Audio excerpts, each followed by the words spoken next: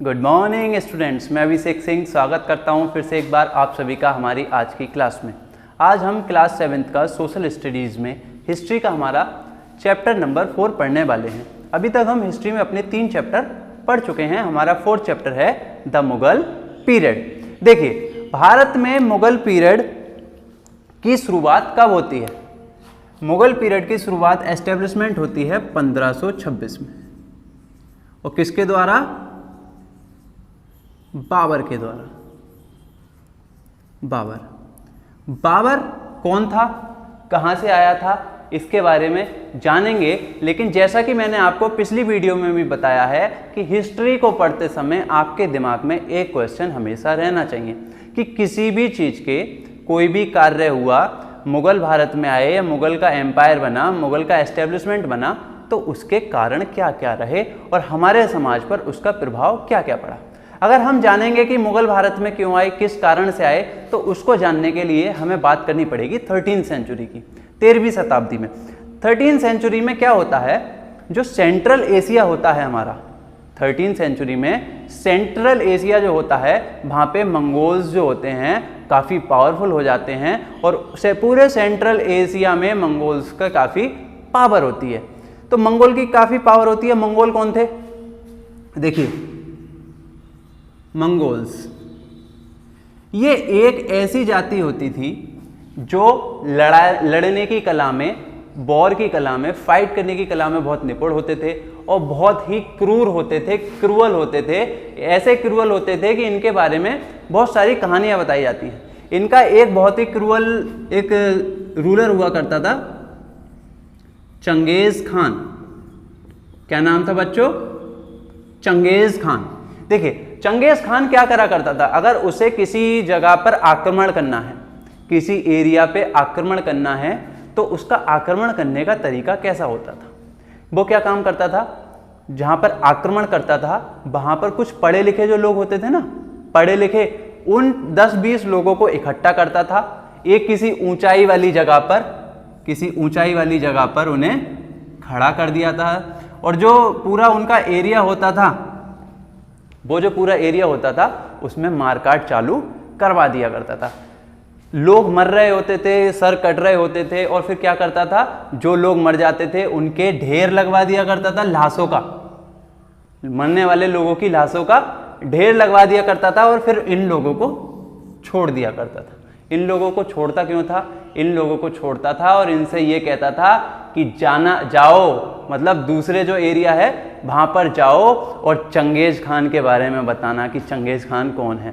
दूसरे एरिया में जब ये पढ़े लिखे लोग जाएंगे और बताएंगे कि इतना क्रूर है, इतना शक्तिशाली कोई इंसान है और वो तुम्हारे एरिया पे अटैक करने वाला है, तो उसका राजा क्या करेगा? लड़ने की कोशिश करेगा उससे? नहीं, अपना एरिया ऐसे ही दे देगा। अब अगर मैं आप लोगों के दिमाग में ये क्वेश्चन आ रहा होगा, सर क्या कभी मंगोल्स भारत में आए थे?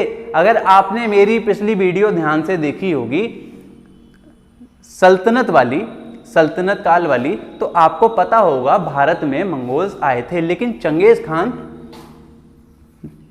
एक थे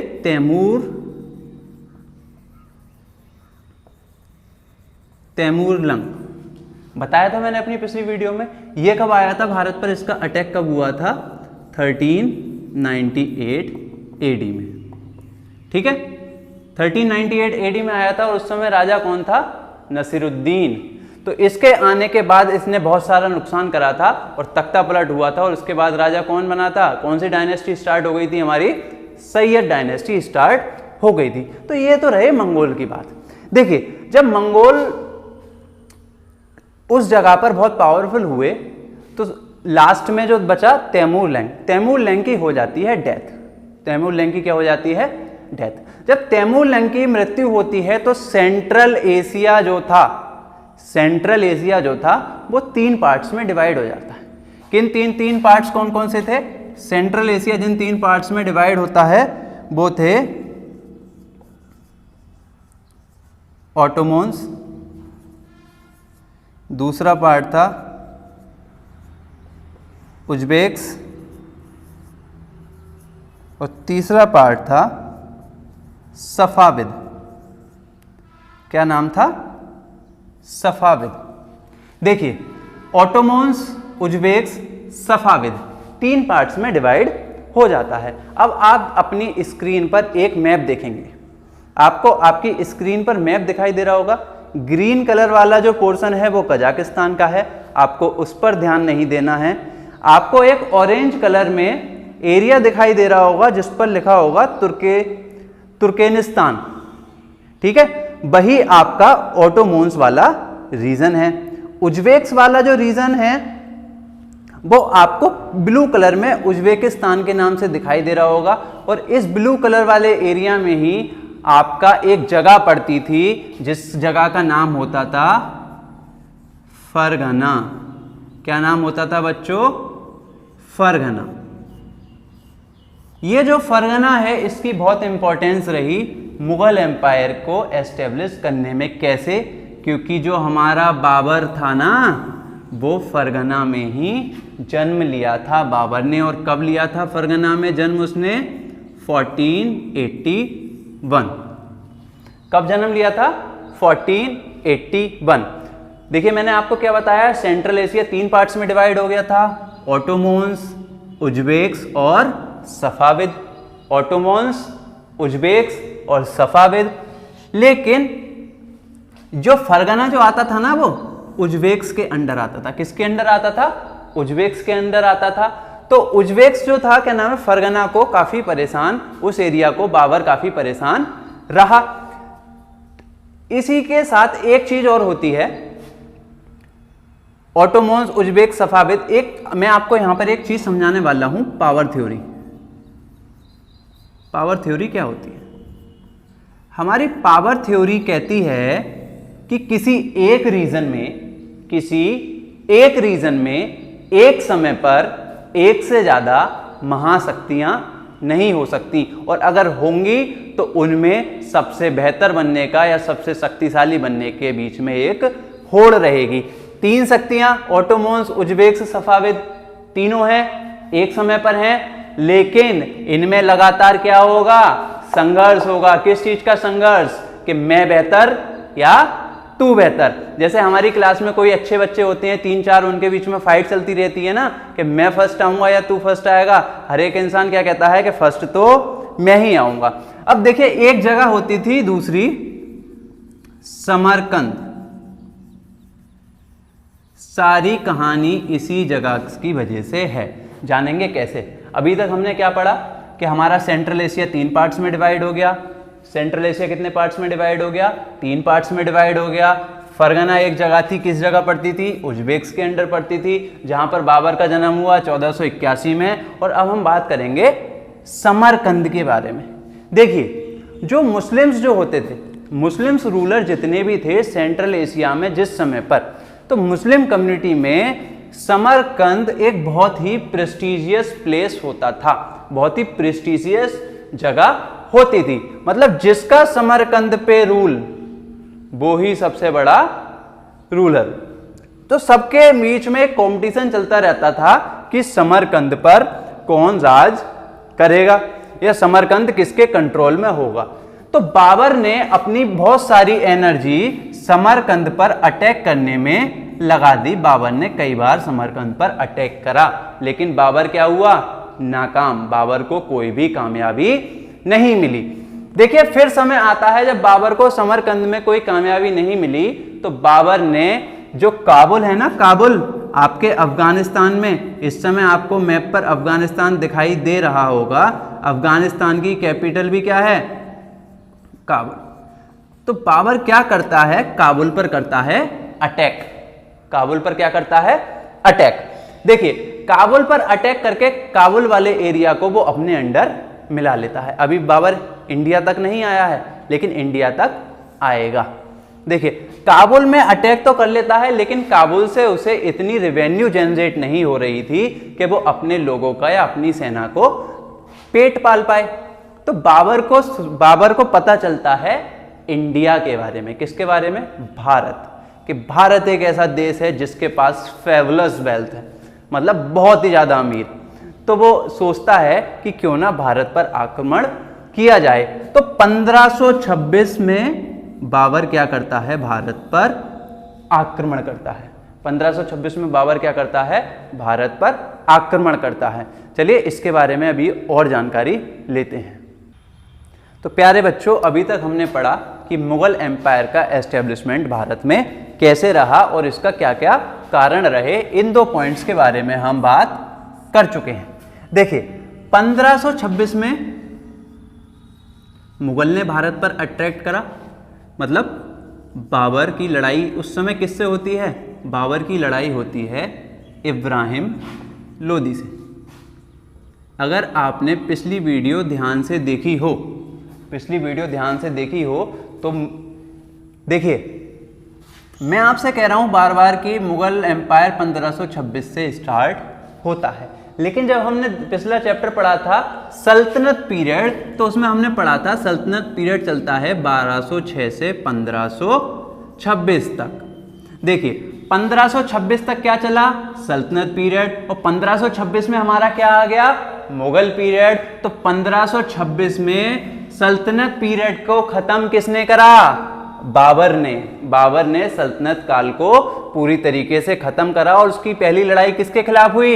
इब्राहिम लोदी के खिलाफ हुई। और इस लड़ाई को कहा जाता है फर्स्ट बैटल ऑफ पानीपत। क्या कहा जाता है बच्चों?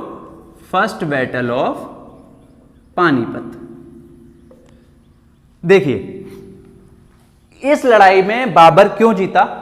बाबर की सेना कम होने के बावजूद भी दूसरी सेनाओं से क्यों जीतती थी? उसका एक कारण यह था कि बाबर के पास थी तोपें।